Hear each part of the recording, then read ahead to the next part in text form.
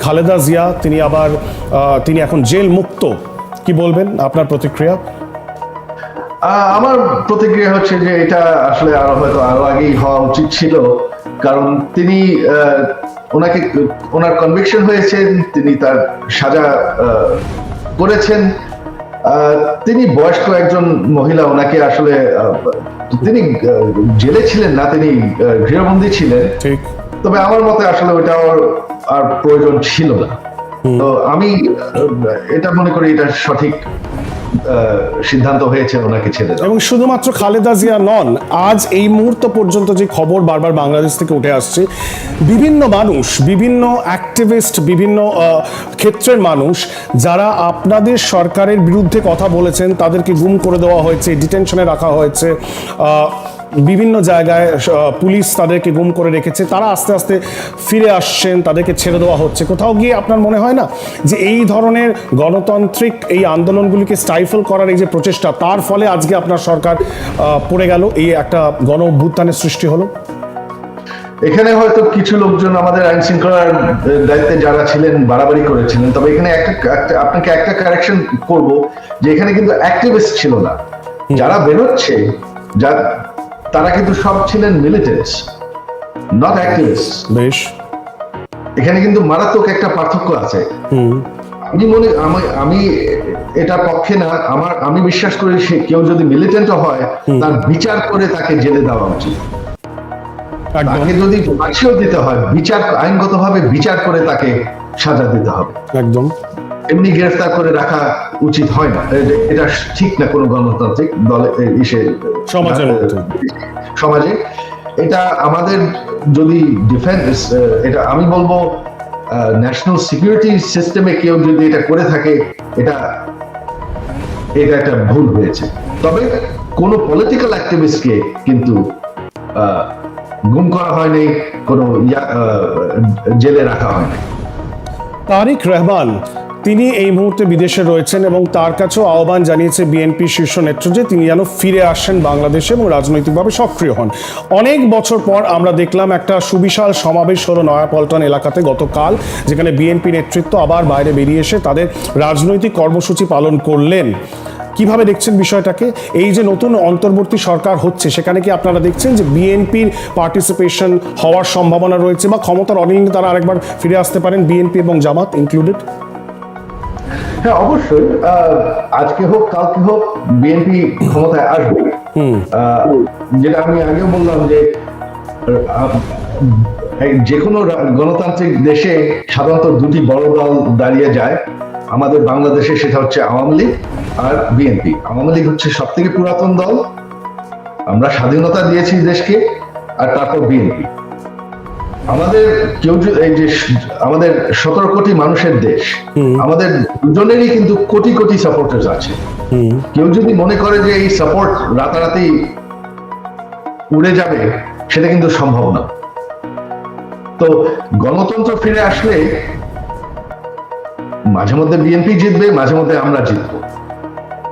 আমি মনে করি এই মুহূর্তে আওয়ামী লীগের এই যে গত 15 বছরের যে উন্নয়ন, সেটার যে পপুলারিটি রয়ে গেছে, এই মুহূর্তে একটি নির্বাচন হলে আওয়ামী লীগ ফের ক্ষমতায় আসবে।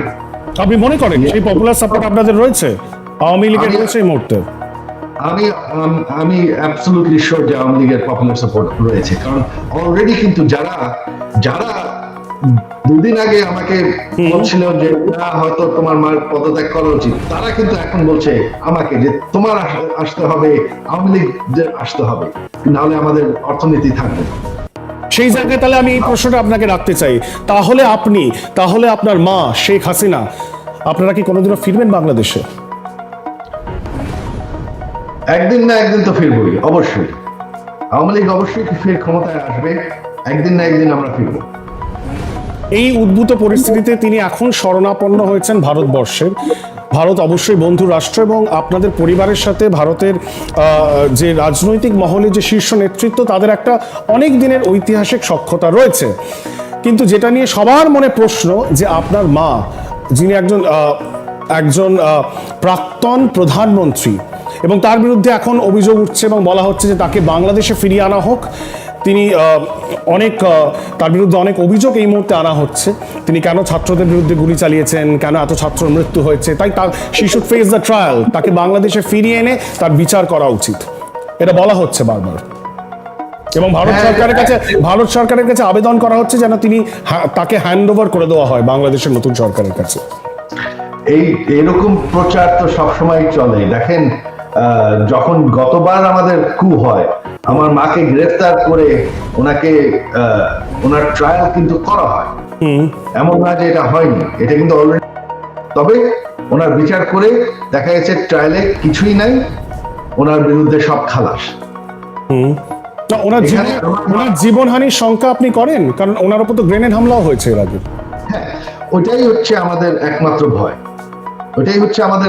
ভয়, তবে আবারও তো বললাম যে আমাদের দল হচ্ছে দেশের সব থেকে বড় দল, আমাদের কিন্তু বল আছে। আমরা যদি এখন আমাদের দল কিন্তু শেখ হাসিনাকে নিরাপদ রাখতে পারে, তবে সেটা করতে হলে আমাদের শক্ত পজিশন নিতে হবে। আমরা কিন্তু আমাদের নিরাপত্তা নিশ্চিত করতে পারি, তবে সেটা করতে হলে আমাদের লড়াই করতে হতে পারে। আমি সেই লড়াই চাই না। আমি কিন্তু এইটা একটু সবাইকে একটু জানাতে চাই, বিশ্বকে জানাতে চাই যে আপনারা যদি মনে করেন যে আওয়ামী লীগ মরে গেছে, আওয়ামী লীগ মরে নাই। আপনারা যদি মনে করেন যে আওয়ামী লীগের কোনো সাপোর্ট নাই, সেটা কিন্তু ঠিক না। আপনি আওয়ামী লীগের কর্মীদেরকে কি বার্তা দেবেন? যারা দেখছেন এই মুহূর্তে, অনেক মানুষ দেখছেন, বার্তাটা কি দেবেন তাদেরকে? কারণ তারা তো মার খাচ্ছেন এই মুহূর্তে বাংলাদেশে। আমরা তাদেরকে ঠেকিয়ে রেখেছি যে তোমাদের উল্টা মারামারি করার দরকার নেই। আস্তে আস্তে দেখবেন, সময়তে আপনারা দেখবেন কি হবে। তারা তো প্রাণহানি পর্যন্ত হচ্ছে, তাদেরকে তো বাঁচাবার কেউ নেই, তাদের প্রাণহানি হচ্ছে। শীর্ষ নেতৃত্ব তো বাংলাদেশে নেই, আপনি আছেন আমেরিকাতে, আপনার মা রয়েছেন ভারতবর্ষে। না, আপনি যদি এখন দেখেন আজকে থেকে কিন্তু তাদের উপর হামলা অনেকটা কমে গেছে, কারণ আমাদের নেতা কর্মীরা এখন নিজেদের নেতাদের পাহারা দিচ্ছে। তারা নিজেদেরকে সংগঠিত করতে পারছেন। হ্যাঁ, সংগঠিত হচ্ছে। শেখ হাসিনা এরপর কোথায় যাবেন? তার অভিমুখটা কোথায়? আমরা তো শুনছি লন্ডন আপনাদেরকে অ্যাসাইলাম দিতে রাজি নয়, আমেরিকা ভিসা ক্যান্সেল করে দিয়েছে বলে আমার একটা খবর পাওয়া যাচ্ছে। আমরা ঠিক জানি না উনি কি ফিনল্যান্ডে যাবেন, উনি কি স্ক্যান্ডিনেভিয়ান দেশগুলিতে যাবেন, উনি যাবেন কোথায়? এই বিষয়ে আপনার যতগুলো খবর ছড়ছে এগুলো সম্পূর্ণ গুজব। তিনি এখন পর্যন্ত কোথাও অ্যাপ্লাই করেন নাই, ইউকেতে অ্যাপ্লাই করেন নাই, আমেরিকাতে অ্যাপ্লাই করেন নাই, ফিনল্যান্ডে অ্যাপ্লাই করেন নাই, তিনি কোথাও অ্যাপ্লাই করেন নাই অ্যাসাইলামের জন্য। ওনার এই পর্যন্ত কোনো পরিকল্পনা নাই কোথাও যাওয়ার। ওনার উদ্দেশ্য হচ্ছে অতি শীঘ্রই বাংলাদেশে ফিরে যাওয়া, রাজনীতি করার জন্য বা রিটায়ার করার জন্য, বা তিনি চান না বাংলাদেশে ফিরে যেতে। তিনি কি রাজনীতিতে থাকবেন বা রাজনীতিতে প্রত্যাবর্তন করবেন, না রাজনীতি থেকে সরে যাবেন? এটা কোনো সিদ্ধান্ত নেওয়া হয়নি, বাট এখন যেহেতু আমাদের দলকে আমার সংগঠিত করতে হচ্ছে, এটা তিনি করছে। কারণ আপনি এর আগে বলেছিলেন যে তিনি খুব অভিমানী, তিনি দুঃখ পেয়েছেন, তিনি অভিমানে বাংলাদেশ ছেড়েছেন। হ্যাঁ, সেটা আমরা সবাই অভিমান করেছিলাম। তবে পরের দিন যখন দেখি যে আমাদের নেতাকর্মীদেরকে হত্যা করা হচ্ছে, তখন আমরা বললাম যে আমাদের নেতাকর্মীদেরকে ছেড়ে দেওয়া যাবে, তাদেরকে অর্গানাইজ করতে হবে, তাদেরকে নিরাপদ রাখতে হবে।